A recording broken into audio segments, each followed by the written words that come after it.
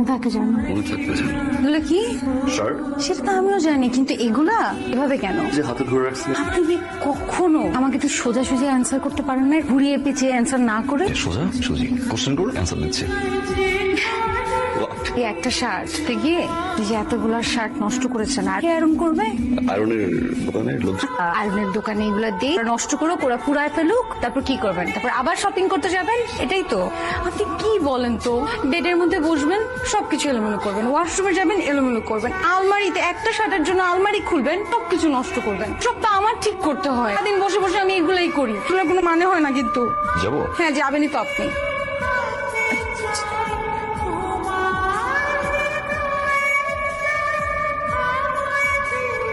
নেন। যাই। আর কিছু বলবেন না? অফিসে পৌঁছে ফোন দিব।